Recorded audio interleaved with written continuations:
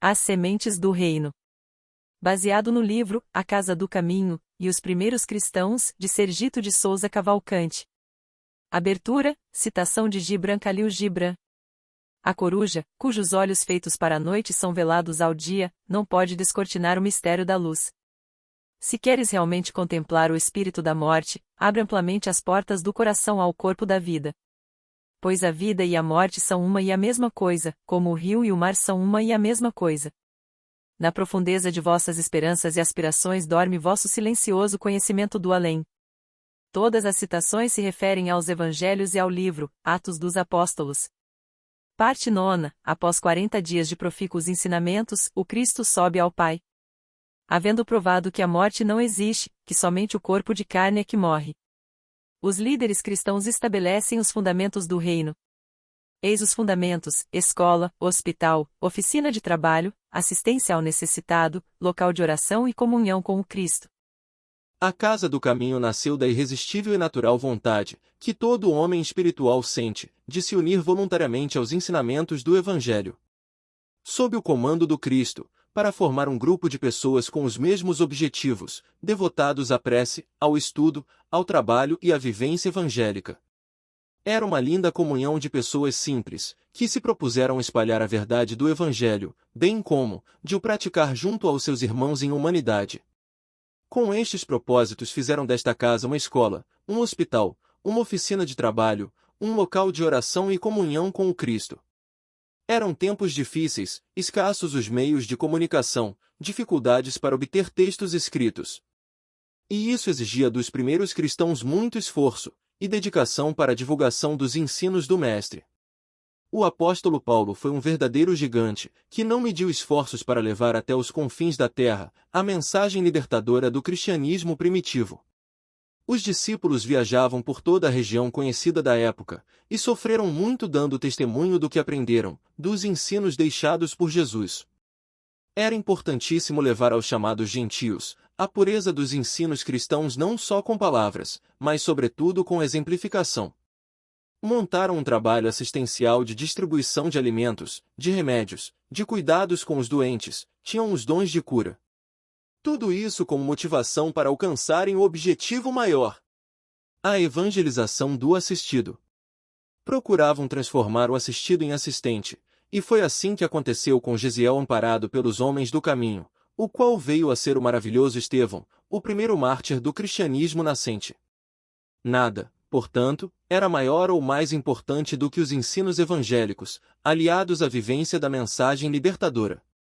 Os trabalhos assistenciais cresceram muito, e impediam a pregação e o estudo do Evangelho, dos membros mais experientes. O movimento de socorro aos necessitados era cada vez maior, requerendo muito trabalho de todos. Loucos chegavam de todas as províncias, anciões abandonados, crianças esquálidas e famintas. Na hora das refeições, extensas filas de mendigos imploravam a esmola da sopa. A assistência aos pobres não dava tréguas ao labor das ideias evangélicas. E os 12, convocando a multidão dos discípulos, disseram: não é razoável que nós deixemos a palavra de Deus e sirvamos as mesas. Escolheremos, dentre vós, 7 varões de boa reputação, cheios do Espírito Santo e de sabedoria, aos quais será dado semelhante incumbência. Mas nós, porém, permaneceremos na oração e no ministério da palavra. E elegeram Estevão, homem cheio de fé e do Espírito Santo. E Filipe, e Prócoro, e Nicanor, e Timão, e Parmenas e Nicolau, de Antioquia. E orando, lhes impuseram as mãos.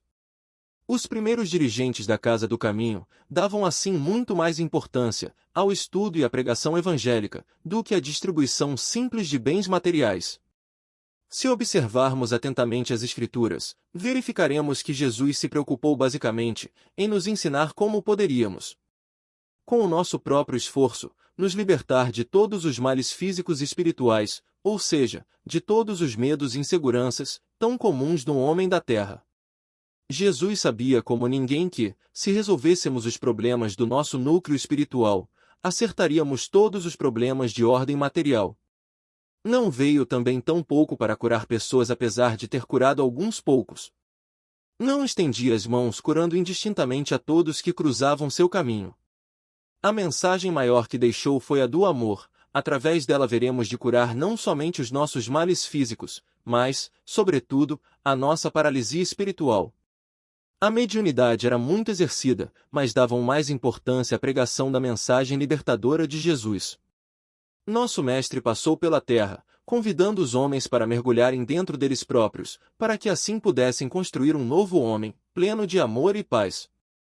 Sua preocupação foi que entendêssemos a necessidade de construirmos dentro do coração o reino de Deus, a verdadeira obra divina no coração dos homens. Preocupou-se sempre com os nossos corações, por saber que nele residem todas as possibilidades de renovação humana. O coração é o centro de nossos sentimentos, onde se alojavam todo o bem e todo o mal. A regeneração da humanidade está fundamentada nele. Nada é mais importante para nossa evolução do que a luta que temos que travar dentro de nós mesmos, para anularmos o homem velho, cheio de erros e vícios. Para que possa ressurgir o homem novo, pleno de amor e paz profetizado por Jesus. Os primeiros cristãos sabiam que, fundamentalmente, a mensagem de Jesus era religar o homem a Deus, pela sua transformação moral. Assim como foram desenvolvidos, com seriedade, os principais objetivos da Casa do Caminho e das primeiras comunidades cristãs. Os grupos espíritas sérios e comprometidos com a mensagem de Jesus deverão ter como destaque as seguintes diretrizes. Primeiro, ensino do Evangelho à luz do conhecimento da doutrina espírita. Segundo, assistência social, material e moral aos necessitados. Terceiro, divulgar e implementar a tarefa dos passes, em sua simplicidade. Quarto, ter e manter nos agrupamentos um ambiente de paz e harmonia. As sementes do reino prosperaram, se multiplicaram e dividiram o mundo em antes e depois do Cristo. Fim da introdução do nascimento do reino de Deus no coração da humanidade.